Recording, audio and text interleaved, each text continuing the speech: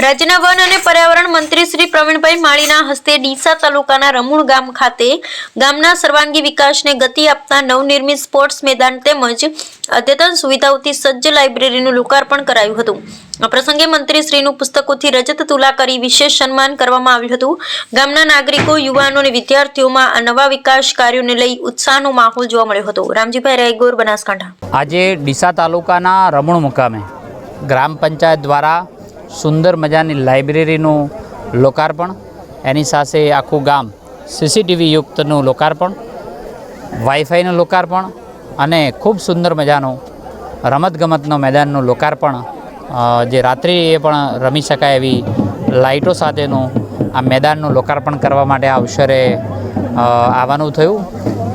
ખૂબ સમરસ જેવું ગામ અને આખું ગામ એક થઈ અને બાળકો માટે, યુવાનો માટે, મહિલાઓ માટે, વડીલો માટે વિચારતું હોય એવા ગામની અંદર આજે વિવિધ કાર્યક્રમના લોકાર્પણ પ્રસંગે આવવાનું થયું।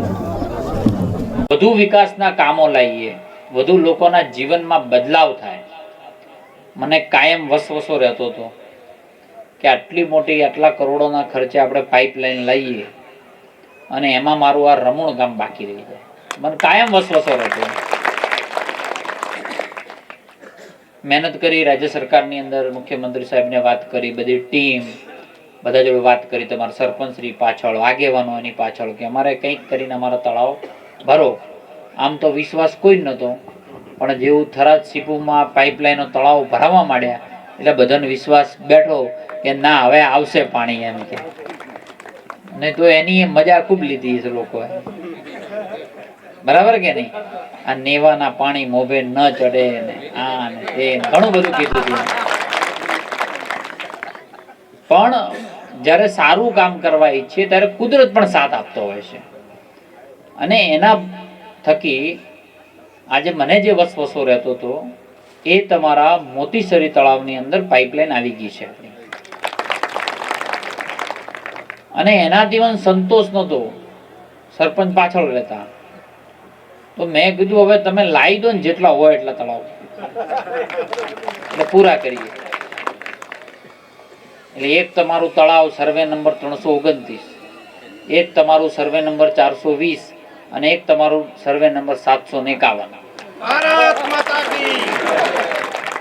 આ ત્રણેયને આપણે ભરવા માટેની મંજૂરી માગી લીધી છે। માતાજી કરશે તો બધું સારું થાય। અને હજી કઈ રહેતું હતો એ કહેજો તો પછી, બરાબર કે નહીં? પણ માત્ર ભરવા પૂરતું નહીં, એનાથી ખેતી કરજો બધાએ, ખેતી એનાથી જ કરજો। ઉપરનું પાણી છે, નદીનું પાણી છે, એટલે પાકની અંદર તમે જે નહીં કલ્પના કરી હોય ને એના કરતા વધારે પાક આવશે।